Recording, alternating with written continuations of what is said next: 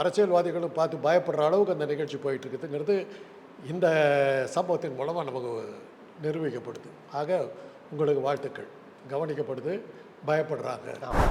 அந்த டிவியினுடைய முதலாளிகள் யாருன்னு பார்க்கணும். அவங்க என்னத்துக்கு ஆளுங்கட்சிக்கு வம்பா போகணும், நமக்கு என்னத்துக்கு வம்புங்கிறதா சேட்டலைட் டிவியில் இருக்கிற பலகீனமே அதுதான். ஓகே. ஏன்னா அதை நடத்துகிறவங்களாம் பெரிய தொழிலதிபர்கள் தான் நடத்துகிறாங்க. அவங்களுக்கு நம்ம பிஸ்னஸில் ஏதாவது வம்பு வந்துடக்கூடாதுங்கிறதுக்காக தான் அவங்க பார்ப்பாங்க. இந்த நிகழ்ச்சிகளை நிறுத்தினீங்கன்னா எதிர்கருத்துக்கள்லாம் நிறையா வரும். அதனால் நீங்கள் பயப்பட வேண்டிய அவசியம் என்ன இருக்குது? நீங்கள் என்ன தேர்தல் ஒழுங்காக நடத்துகிறீங்க? கருத்து கணிப்புகள் பூரா உங்களுக்கு எதிராக தான் இருக்குது. ஆனால் தேர்தல் முடிவுகள் பூரா உங்களுக்கு ஆதரவாக தானே இருக்குது. எப்படி முடியுது?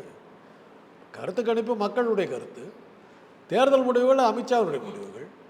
குடிக்கிறவர்கள் என் கட்சியில் அனுமதிக்க மாட்டேன், உறுப்பினர்களாக இருக்கக்கூடாதுன்னு இந்த கட்சிகள் டிக்ளேர் பண்ணணும். அண்ணாமலை சொல்லணும், என் கட்சியில் குடிகாரர்கள் இருந்தாக்கா கட்சியை விட்டு நீக்குவேன்னு சொல்லணும். நடவடிக்கை எடுப்பாரா? திருமாவளவன் எடுப்பாரா?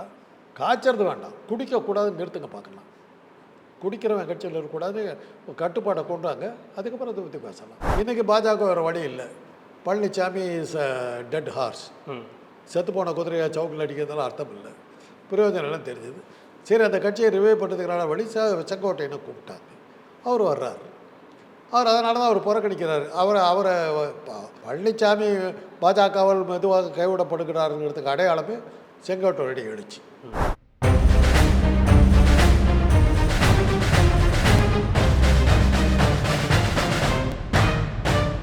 ரெட்ரோலுக்ஸ் நெஞ்சங்களுக்கு வணக்கம். நான் உங்கள் கார்த்திக். இன்றைய பொலிட்டிக்கல் பல்ஸ் நிகழ்ச்சியில் நம்முடைய இணைந்திருப்பவர் மருத்துவர் மற்றும் அரசியல் விமர்சகர் திரு காந்தராஜ் அவர்கள். வணக்கம் சார்.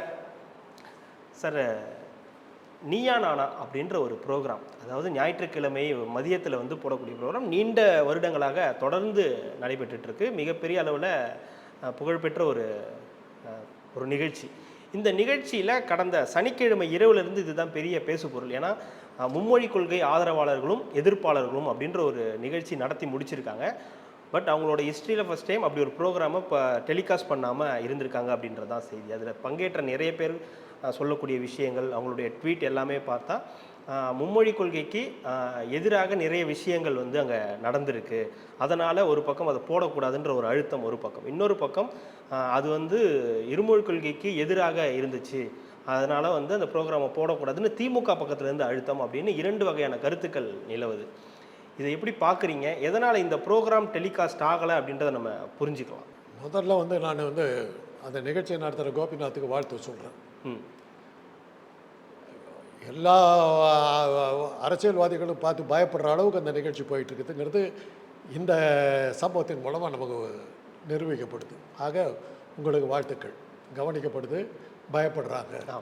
ஒரு பெரிய மக்கள் மத்தியில் ஒரு பெரிய தாக்கத்தை ஏற்படுத்துங்கிற ஒரு பயம் அவங்களுக்கு இருக்குது. ரெண்டு பக்கமுமே. நீங்கள் குறிப்பிட்டு சொல்லுவீங்க, பெண்கள் பெரும்பாலும் நாடகங்கள் தான் பார்ப்பாங்க, ஆனால் அந்த ப்ரோக்ராம் அவங்க பார்ப்பாங்க, வீட்டில் இருக்கிற பெண்களும் இதை பார்ப்பாங்க.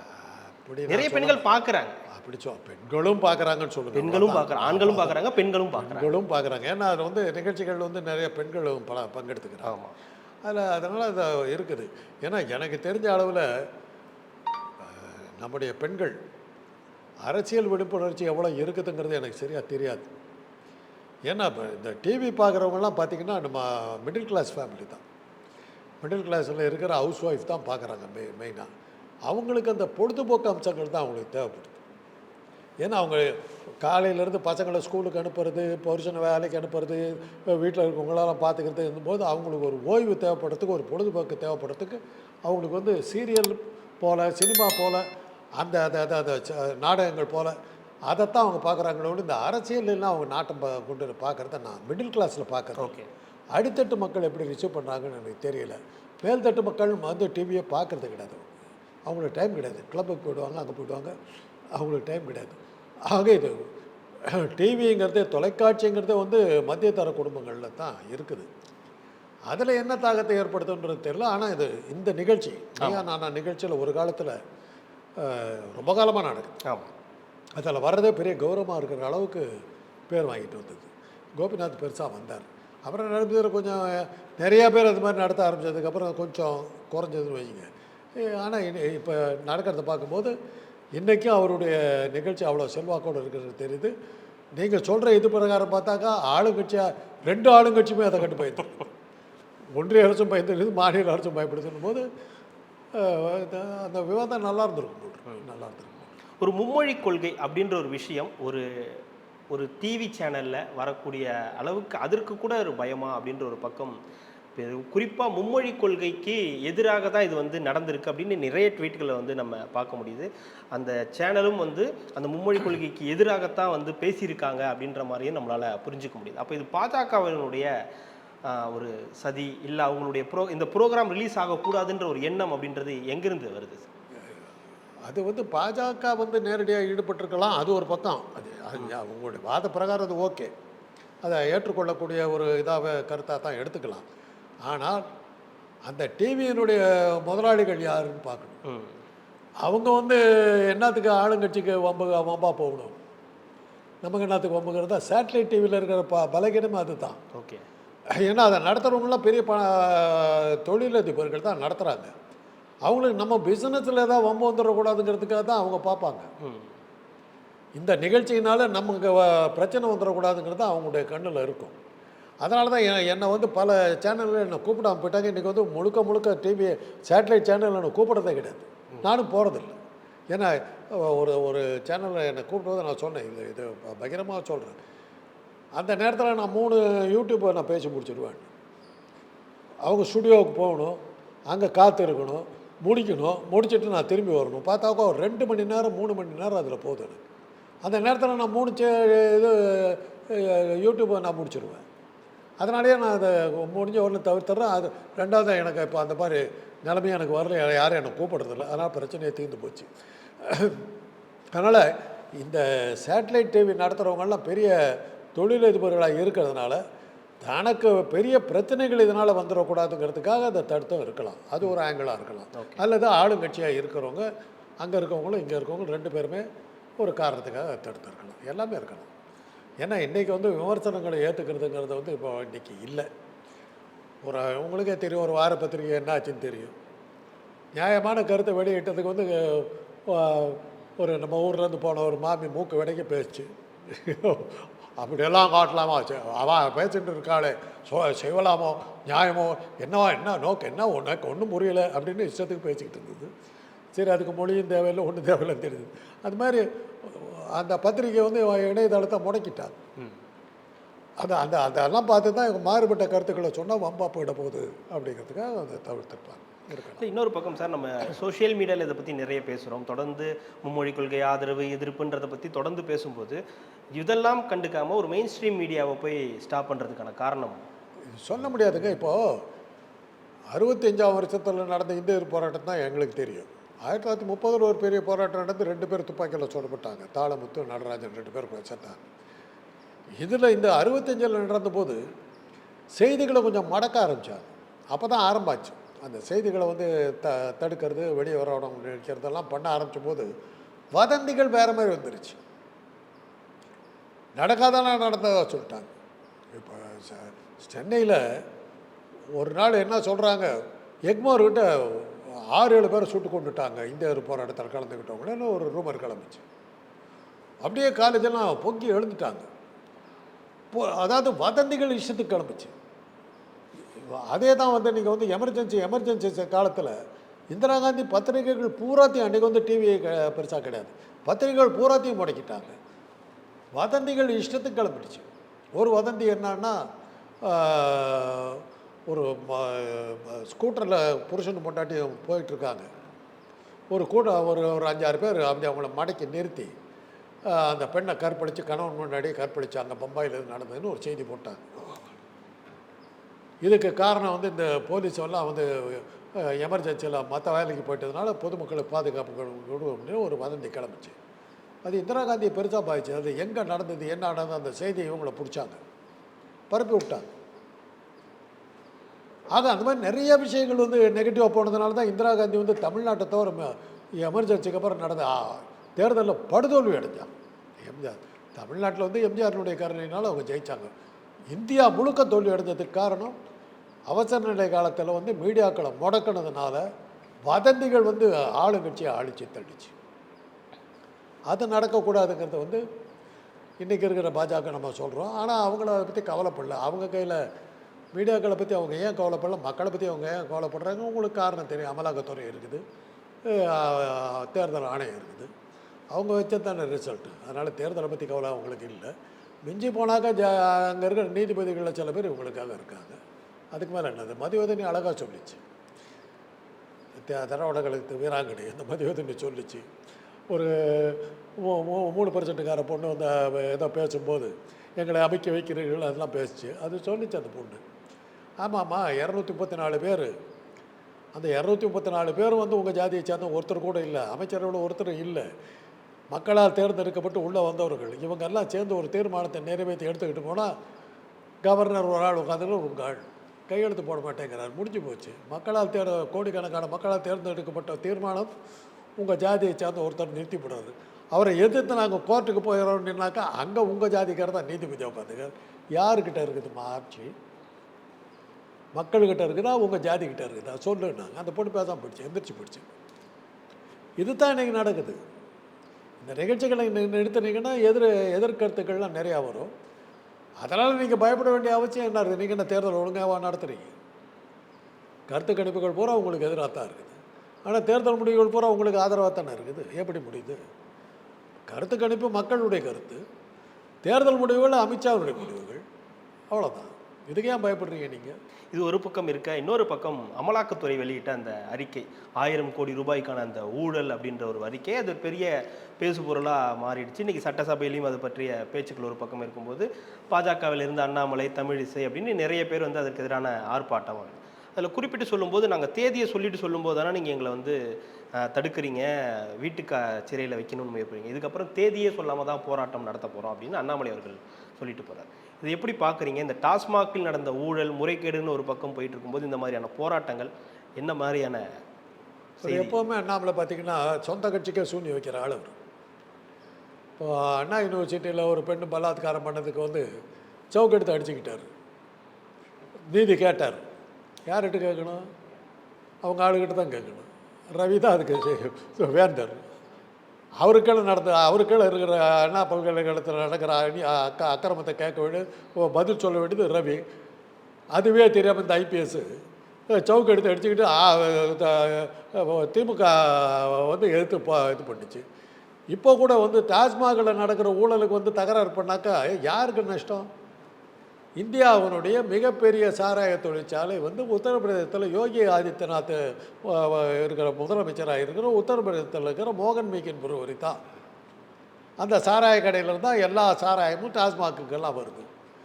அவங்களுக்கு வர்ற லாபத்தை கெடுக்கிறதுக்கு தாங்கட்சி ஆட்சி நடத்துகிற மாநிலத்துக்கு போகிற லாபத்தை கெடுக்கிறதுக்கு இந்த போராட்டம் பண்ணுறான்னா அதே மாதிரி தான் கவர்னருக்கு கேஸாக சவுக்கு எடுத்து அடிச்சுக்கிட்ட மாதிரி தான் நடக்குது. அது கூட புரியாமல் இந்த ஐபிஎஸ் உட்காந்துக்கிட்டு இருக்காரு.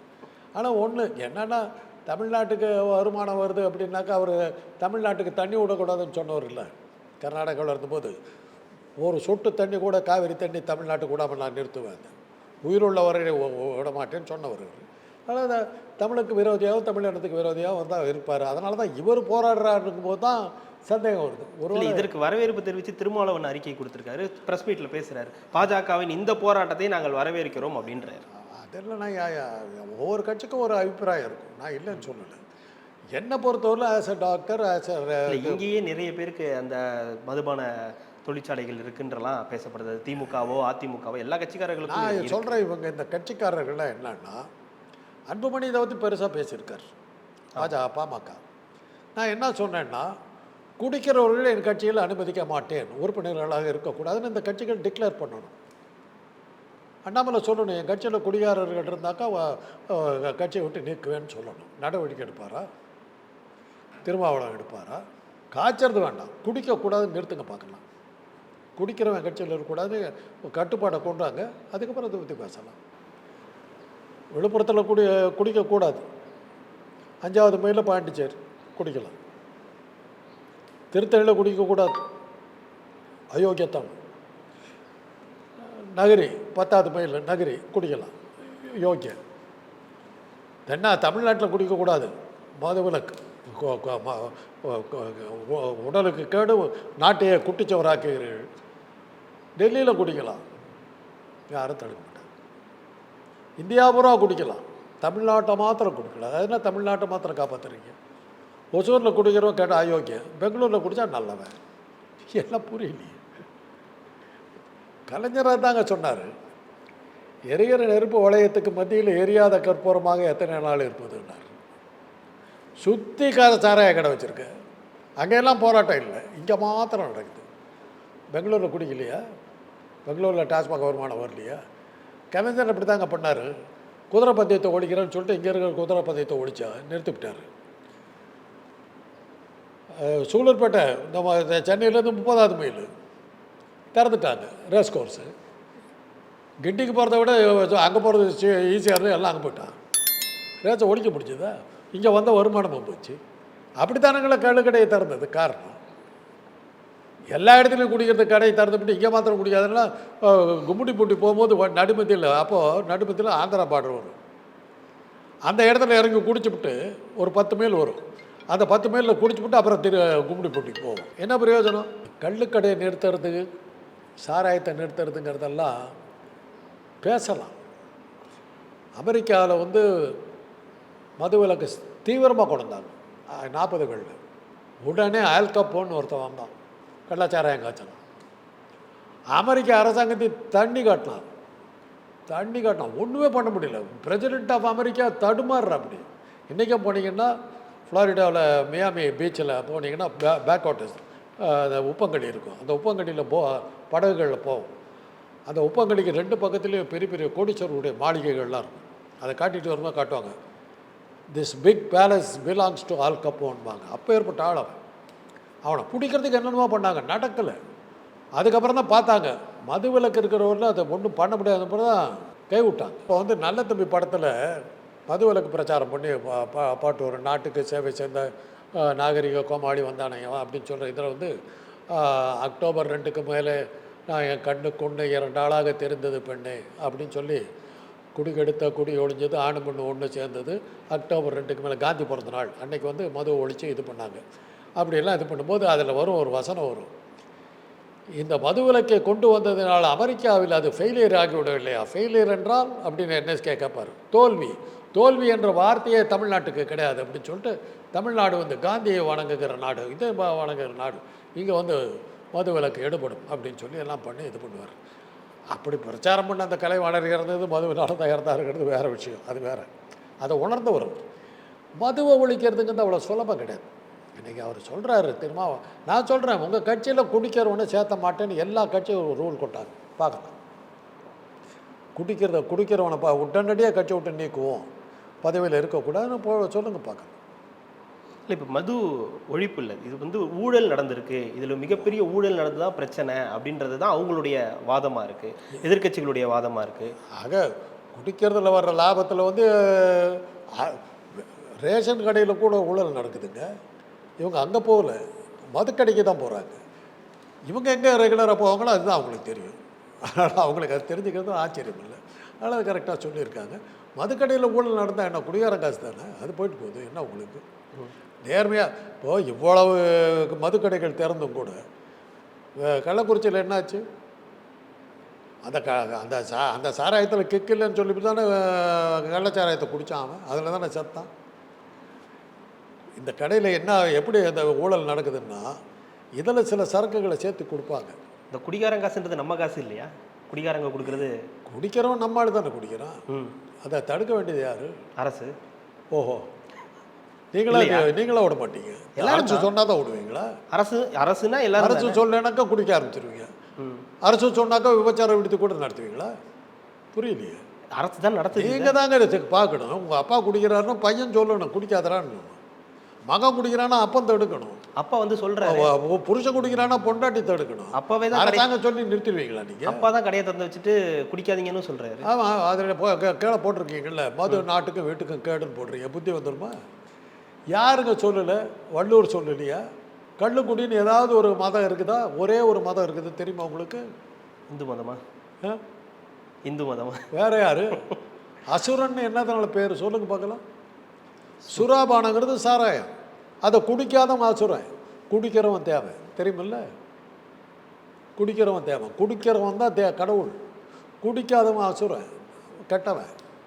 அதுதான் இந்து மதம். அப்படிப்பட்ட சனாதன மதம் சொல்கிறத வந்து நான் எப்படி எதுக்க முடியும்? நான் ஒரு அது பேசுனா நான் வந்து ஆர்எஸ்எஸ்க்கு எகேன்ஸ்டாக போகிறேன், மோடிக்கு எகேன்ஸ்டாக போகிறேன், ராஜ்நாத்துக்கு இவர் என்ன ஷா, அமித்ஷா அவருக்கு எதிர்ப்பாக போகிறேன், நாட்டுக்கே விரோதமாக போகிறேங்க. நாட்டுக்கு வருமானம் வர்ற ஒரு பானத்தை நான் குடிக்காமல் நிறுத்தணும்னா நாட்டினுடைய முன்னேற்றம் என்ன வருது? நாட்டு துரோகம்ல பண்ணுறேன். இல்லை, குடிக்கிறத நிறுத்துறதை தாண்டி அந்த பாட்டிலுக்கு 10 ரூபா 30 ரூபா எக்ஸ்ட்ரா வாங்குறாங்கன்றது பெரிய பிரச்சனையாக இருக்குது. பிளாக்ல டிக்கெட் விற்றாங்கல்ல சினிமாவில். யாராவது கவுண்டரில் சினிமா நல்லா இருந்த காலத்தில் கவுண்டரில் டிக்கெட் கொடுத்துருக்கானா? ஃபஸ்ட்டு ஒரு வாரத்துக்கு டிக்கெட்டே கொடுக்க மாட்டான், பிளாக்கில் தான் வாங்கி ஆகணும். காலாபத்தான்னு ஒரு படம் வந்தது, தேவானந்தன் நடித்த படம். பிளாக்கில் டிக்கெட் விற்று கோடீஸ்வரம் ஆவான். படம் கதையே அதுதான், பிளாக்கில் டிக்கெட் விற்கிறவன். அந்த மாதிரி சினிமாவிலையும் பிளாக் டிக்கெட் விற்றவன் தான் கோடீஸ்வரன். அஃபிஷியலாக நடக்கிறதுங்க இதெல்லாம் ஒன்றும் பண்ண முடியாது. இப்போ வந்து கொஞ்சம் சரக்கு கூட நான் ஒரு பர்டிகுலர் பிராண்டு பிரமாதமாக போகுதுன்னு வச்சுங்க, அந்த பிராண்டுக்கு வந்து இல்லைப்பா டிமாண்டு கஷ்டம், சரி கொஞ்சம் பார்த்து கொடு, இந்த வச்சுக்கோ அப்படின்னா அதை எடுத்து கொடுப்பாங்க.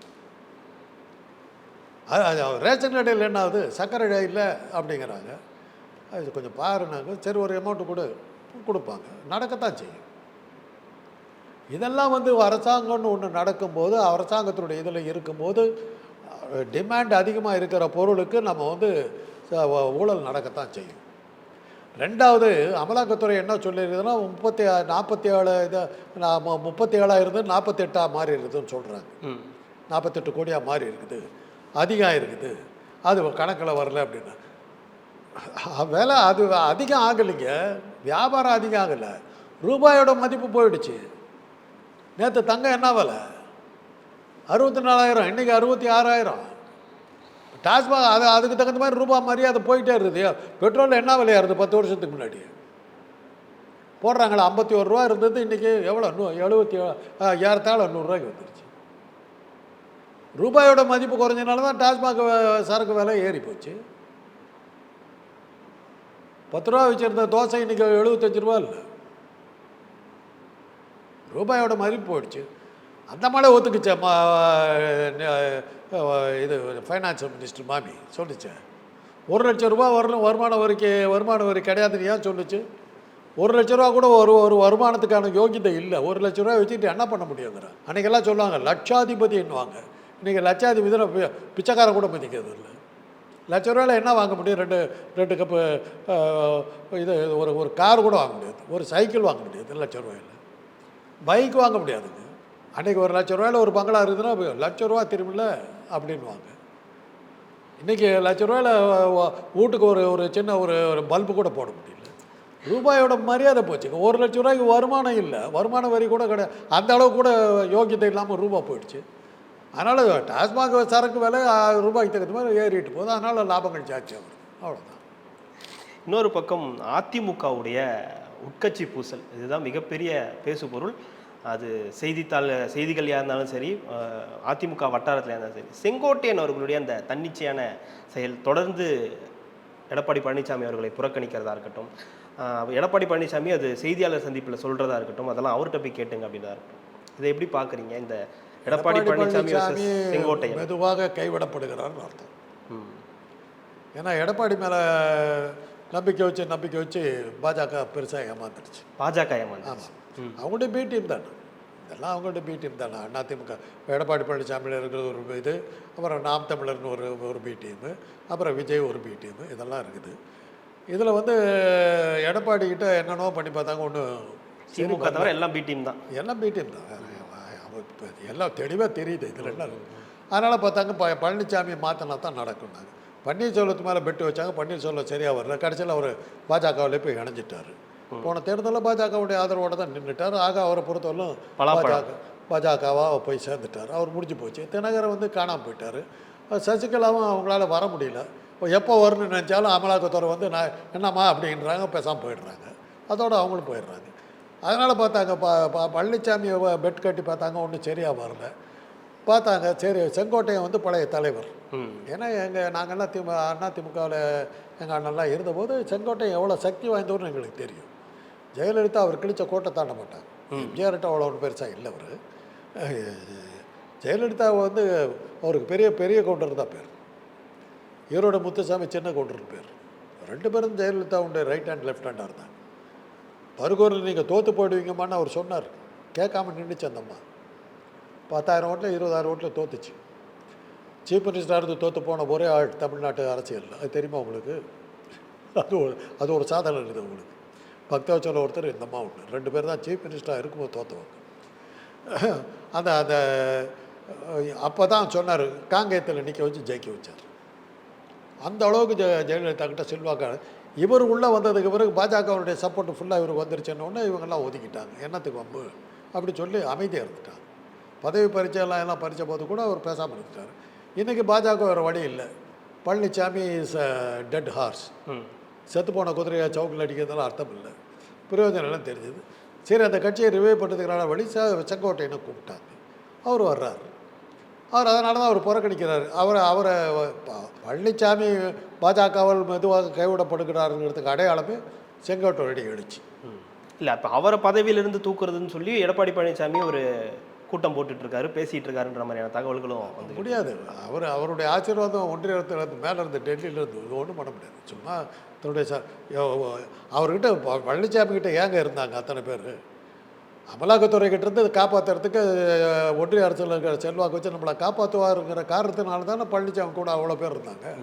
அது இன்றைக்கி இல்லைங்கிறதுனால தானே தங்கமணி வேலுமணியெல்லாம் வெளியே போயிட்டாங்க. இன்றைக்கி இருக்கிற எம்எல்ஏக்கள் அத்தனை பேர் எதனால் உட்காந்துக்கிட்டு இருக்காங்க? இவர் அமலாக்கத்துறையிலேருந்து நம்மளை காப்பாற்றுவாருங்கிறதுக்காகத்தான், ஒன்றிய அரசை சொல்லி காப்பாற்றுவாருங்கிறதுக்காக தான் பழனிசாமி பக்கத்தில் இருக்காங்க. அது இல்லைன்னாக்கா அவங்களாம் எப்படி இருப்பாங்க? கொஞ்சம் கொஞ்சமாக போவாங்க. செங்கோட்டையை வந்து அதை சொல்லி கூட்டிகிட்டு போயிடுவார். ஆக செங்கோட்டை எனக்கு அந்த உறுதியை கொடுத்துருக்காங்க, நீ எல்லாத்தையும் கூட்டு வரதை இது பண்ணுறேன்னாக்கா, ரிவைவ் பண்ணுறீங்கனாக்கா உனக்கு நாங்கள் ஆதரவு கொடுக்குறோன்னு சொல்லியிருக்காங்க. ஆனால் ஏற்கனவே எல்லாம் தோல்வி அடைஞ்சிருக்காங்களே, அந்த விஷயத்தில் எல்லாரும் தோல்வி தான் அடைஞ்சிருக்காங்க. ஓபிஎஸ்ஸாக இருக்கட்டும். இல்லை, இப்போ செங்கோட்டையன் வந்து ஓபிஎஸ் வந்து ஓபிஎஸ் இவரையும் எடுக்காதீங்க. 2 பேரும் ப்ரூவ்டு ஃபெயிலியர்ஸ். யார்? பழனிசாமியும் சரி, பன்னீர்செல்வமும் சரி. பன்னீர்செல்வத்துக்கு வந்து 3 தடவை சீஃப் மினிஸ்டர் போஸ்ட் கொடுத்துச்சிங்க, வச்சுக்க முடியலையே, அவரால் காப்பாற்ற முடியலையே. பழனிசாமிக்கு அந்த திறமை இருந்தது. பழனிசாமி யார் காப்பாற்றுறது? ஒன்றியம்.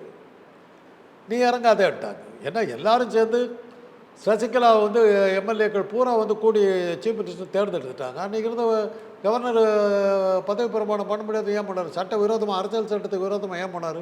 சசிகலா கிட்ட வந்துட்டாங்க, தங்க பிடியில் அவங்க இருக்க மாட்டாங்க, வரக்கூடாதுன்னு சொல்லி தான் வெளியே போனாங்க. பழனிசாமி கரெக்டாக இருந்தார், சொன்ன பேச்சு கேட்குற ஆளும் ப்ரூவ் பண்ணியிருக்காரு. சரி, வச்சுக்கிட்டாங்க. உன்னதமான அடிமைன்னு பேர் வாங்கினவர் பழனிசாமி. அதனால தான் வச்சுக்கிட்டு இருந்தாங்க. அடிமைத்தனத்தில் இருந்தாலும் நீங்கள் லாயக்கான ஆளாக இருக்கணுங்க. வெறும் அடிமையாக இருக்கிறதுல என்ன லாபம்? எதில் தோத்துட்டாரு? ஏழைங்க 12 தேர்தல் தோல்வியில். ஆமாம், அரசியலில் இப்போ என்னங்க வேணும் உங்களுக்கு? அரசியலில் இருக்கீங்கன்னா வெற்றிகள் தாங்க முக்கியம். நீங்கள் ஒரு ஆளை தூக்கி விட்றீங்களே, உங்களால் முடிஞ்ச அளவுக்கு தூக்கி விட்றீங்களே. ஒரு எலெக்ஷனில் டெபாசிட் வாங்கினார் அந்த ஆள் சீமானா. அதெல்லாம் பேர் என்னது? அதில் தான் எல்லோரும் விட்டு போயிட்டாங்க. இன்றைக்கி வேறு வழி இல்லாமல் அவரை பார்த்தாரு, நான் உலக 7 முறை கருக்கலைப்பு பண்ணி உலக சாதனை படுத்திருக்கேன், அந்த மாதிரி போயிட்டார். பேர் தான் சொல்கிறது இல்லையா? என்னத்துக்கு பேர் தேவையில்லை? அதெல்லாம் அதை பற்றியெல்லாம் பேசலாம் அர்த்தம். அதனால் இதெல்லாம் இருக்குது. இப்போ விஜய்க்கு அவங்க பெட்டு கட்டினாங்க. விஜய் போகிற வேகத்தை பார்த்தாக்க தாங்க முடியல. ஒரு வருஷத்தில் 4 மீட்டிங் போட்டிருக்காரு. ஆமை நத்தை இதெல்லாம் பிச்சை வாங்கணும். அதெல்லாம் வந்து தோல்வி அடைஞ்சிடும் இவருடைய ஸ்லோன்னு. அவ்வளோ ஸ்லோவாக இருக்கார். ஒவ்வொரு மீட்டிங் போடுறதுக்கு 3 மாதம் டைம் எடுத்துக்கிட்டால் அவர் வச்சுக்கிட்டு என்ன பண்ணுறது? அதனால தான் இவர் என்ன பண்ணுறாருன்னு தெரியாமல் போனதுனால தான் ஒரு ஓய்வு பிரிவு படவை போட்டு போலீஸை உள்ளே போட்டு என்ன தான் இந்த ஆள் பண்ணுறாரு பார்த்து சொன்னீங்கன்னு போட்டு விட்டாங்க. அவர் தலை பாதுகாப்பு கொடுத்தாரு நினச்சிக்கிட்டு இருக்காரு. சுற்றி உளவு படையை போட்டு வச்சுட்டாங்க. டாய்லெட் போனதுன்னா கூட தெரிஞ்சு போயிடும், அமித்ஷாவுக்கு தெரிஞ்சு போயிடும். அந்த அளவுக்கு நிலமை மாட்டிக்கிச்சு. அவர் என்ன பண்ணுவார் பாவம்? எழுதி கொடுத்ததை படிச்சுக்கிட்டு உட்காந்துட்ருக்காரு. செங்கோட்டையை நம்புறதுக்கான காரணம் என்ன? சீனியர்ன்ற ஒரு செங்கோட்டையை ப்ரூவ்டு சக்ஸஸுங்க. ஓகே, அவரை ஓரங்கட்டிருந்தால தான் காலியானாங்க. அவங்கெல்லாம் வந்துடுவாங்கங்க. இப்போ வந்து இவர் செந்தில் பாலாஜி போன்றவர்கள், நேரு போன்றவர்கள், சேகர் பாபு போன்றவர்கள்லாம் செயல் வீரர்களுங்க.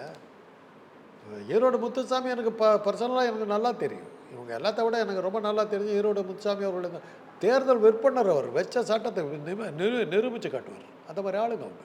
ஏவா வேலு திருவண்ணாமலையில் அவர் தொட முடியாது நீங்கள். அந்த மாதிரி ஆட்கள். சேகர் பாபு நார்த் மெட்ராஸ் அவர் கையில் தான்.